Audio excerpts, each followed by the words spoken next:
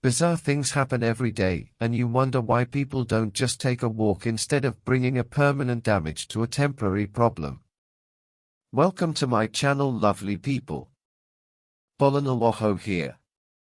Thank you for coming here, and I hope you'll stay with me on this storytelling adventure, and please subscribe to my channel because I have decided to make YouTube my primary channel for sharing true life stories of lust, pride and crime with the world, and you good people with a moral twist. This is for story today. George Tiaffay paid a homeless man to murder his beautiful wife. What a world! Shauna Ann Castleton Tiaffay was born on the 13th of March 1966 in Salt Lake City. She had a sister and 5 brothers. She started working at Palms Casino Las Vegas since the day it opened in 2001. Shauna was a very thoughtful and kind person. Over the years in Las Vegas, she surrounded herself with many friends who loved and adored her. She was famous for baking cupcakes for many of her co-workers' birthdays, and she truly lit up a room with her beautiful smile. She was a beautiful, fun-loving lady with long blonde hair. She was hardworking and made close to $100,000 a year as a glamorous cocktail waitress. She loved her job and treated her customers with respect. In 2001, George met Shauna. Her cheerfulness and infectious smile attracted George Tiaffay, who was a regular customer at the casino. He was a firefighter, a graduate of the U.S. Military Academy at West Point, where he studied engineering.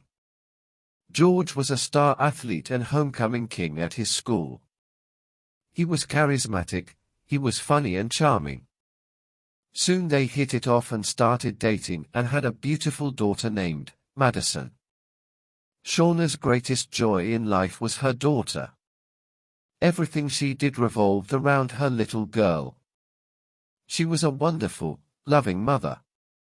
George loved Shauna so much and was ready to spend the rest of his life with her, and on the 16th of March 2006, 5 years after they met, Shauna married George in Hawaii, and the 3 of them lived together as a beautiful family.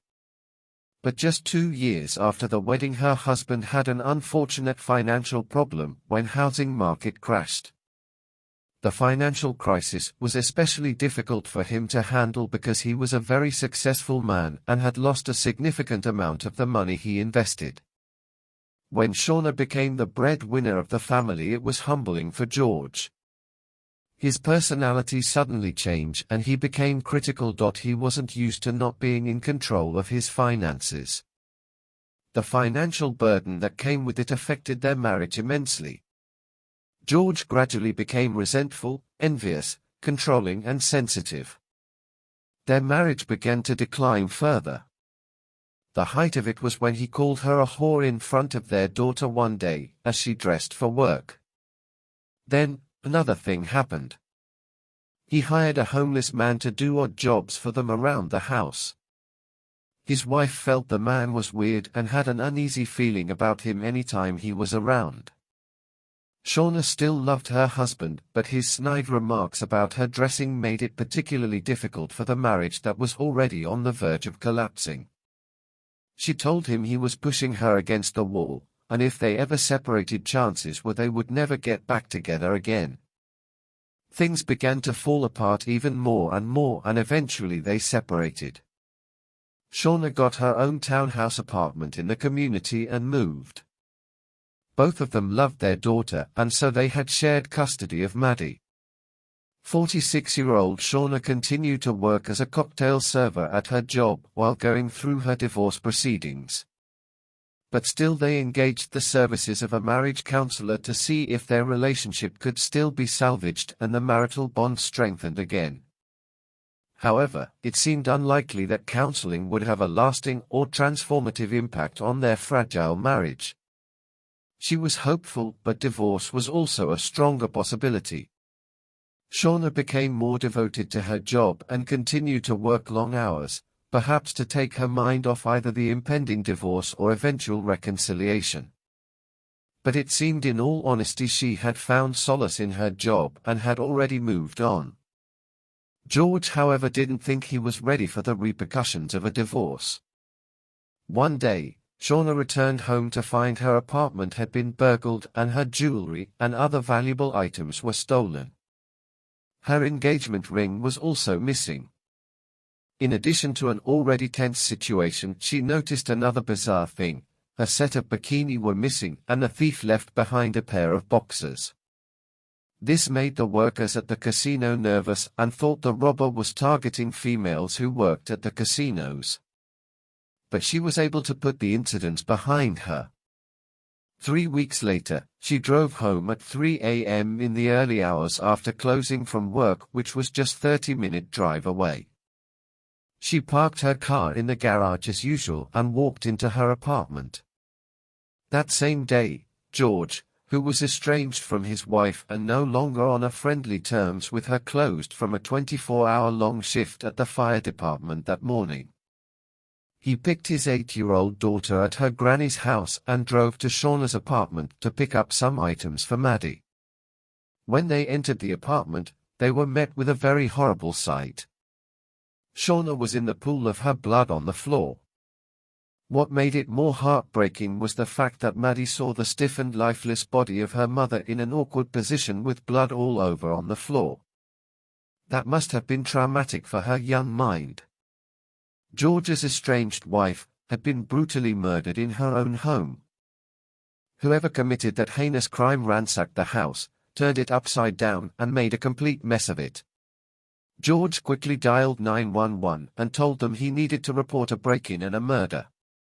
He said his wife was on the floor, bloodied and stiffened. He didn't check her pulse to know if she was alive, but he deduced from what he saw anyway. She was cold and stiff. He told the responder he needed to take his distraught daughter back to her grandma, but was asked to wait for the police to arrive first. He told the paramedics when they arrived he lived in a separate home from his wife and he last saw her about 36 hours before he came to her apartment that day. He said he found it quite unusual that the garage door was left open. From the position of her body on the floor, it was clear she had been attacked. Injuries on her body showed she was murdered by a weapon likely to be a hammer and had suffered and died in an extremely unpleasant and horrifying way. A deep hole was found on the side of her severely fractured skull and her fingers were broken from trying to protect herself. The paramedics couldn't tell if she had been beaten or shot in the head. They thought it was a random crime. Neighbors said they heard the sound from her apartment but were not suspicious of anything because that time was the time she usually arrived home from work, until someone found her personal items strewn all over in the neighborhood. They reported the findings to the police. Law enforcement wasn't sure if it was a case of burglary or homicide, as she had experienced an invasion of her home 3 weeks earlier. They weren't sure if she was targeted because of her connection to the casino where she worked or whether it was a random attack. Her colleagues were afraid because they thought they might also meet with the same fate since they all worked the same shift together. Paula, Sean's sister, and her husband believed her estranged husband was responsible for her death based solely on discussions she had had with her sister. But George had a rock-solid alibi. He had worked an all-night shift at the firehouse that very day. Soon the story of Shauna's death was on TV, and within 48 hours after her lifeless body was found by her husband, detectives received a tip-off from a man named William Phoenix who was fondly called Big Will. He told them his friend, nicknamed Greyhound, had confided in him that he just killed a woman with a hammer. Big Will found out Greyhound told the truth after he saw the breaking news of Shauna's death on TV. Greyhound didn't seem fazed at all, neither was he disturbed. He was rather boastful about it as he told Big Will what he had done.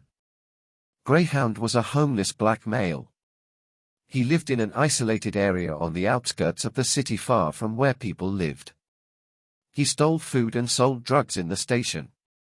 He drank over a liter of whiskey, cheap vodka, cold medicine, and speed every day and any time he could afford them, and also smoked marijuana. Big Will took the law enforcement to the area where Greyhound lived, and sure enough they found him with some drugs. He was subsequently arrested on drug charges. When detectives interviewed Greyhound, they found out his real name was Noel Stevens. He admitted knowing George Tiaffay, and acknowledged he had previously done some odd jobs for him, but denied any involvement in his wife's murder. They couldn't establish a connection between him and Shauna. So, police arrested Noel in connection with possessing a controlled substance with intent to sell.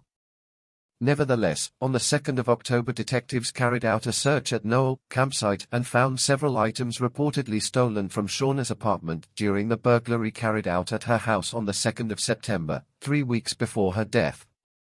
They found he was no stranger to law enforcement after all, as he had been arrested multiple times before for burglaries and possession of stolen property, including an arrest for possession of burglary tools.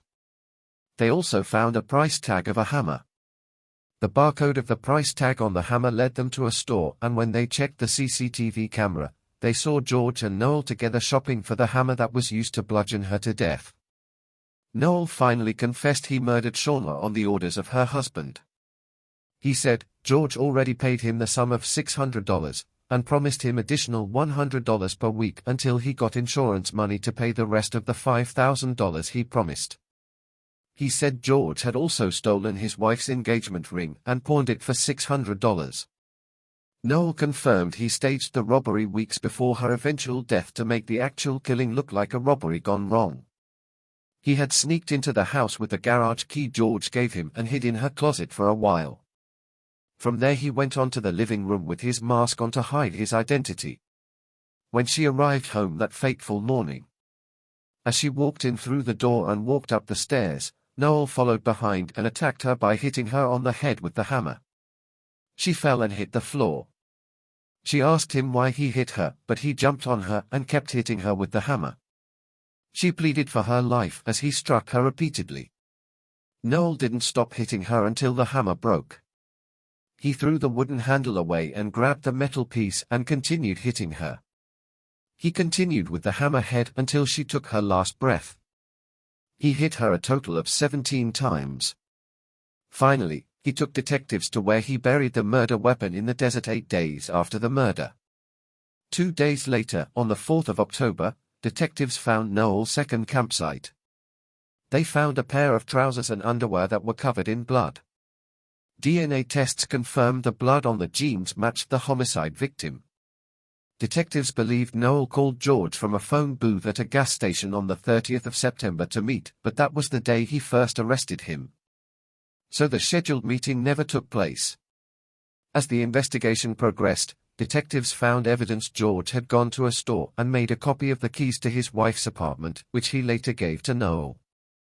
On the 8th of October, detectives informed George's mother and sister that he was a suspect in the murder case, and when the sister informed him, he took his truck, drove around Vegas, and ended up crashing into a concrete wall at the end of a parkway in a bid to end his own life. He knew he was toast when he didn't die. 2 days later he was arrested at the hospital. He discovered he had a hidden weakness and tendency that is in all men by reason of the fallen human nature. The Bible says, "The heart is deceitful above all things and is desperately wicked. Who can know it?" It's a very serious question. That the heart of any man is so deceptive it can deceive the owner. He didn't know he was a killer until something in him brought it out. George's heart deceived him too, and the realization made him want to commit suicide in addition to the homicide he was being accused of. 3 months after Shauna's death, Noel Stevens pleaded guilty to murder in exchange for death penalty. He also agreed to testify for the prosecution as their star witness. Noel was sentenced to 42 years to life in prison in August 2015. Law enforcement suggested Noel's life was also in danger because George had purchased a gun recently. They believed if Noel had been killed before they found him, there was every likelihood George would have gotten away with crime. Everyone in the community held George at a very high esteem. Who would have thought in his wildest imagination that George, a handsome Vegas City firefighter who had given back to his community countless times, would be the mastermind behind the gruesome killing of his wife? A crime so heinous and incredibly stupid. Friends and family recall how he loved his wife's infectious smile and would always only talk about her, and how he doted on his daughter, Maddie. That was why his involvement with Shauna's murder was so shocking.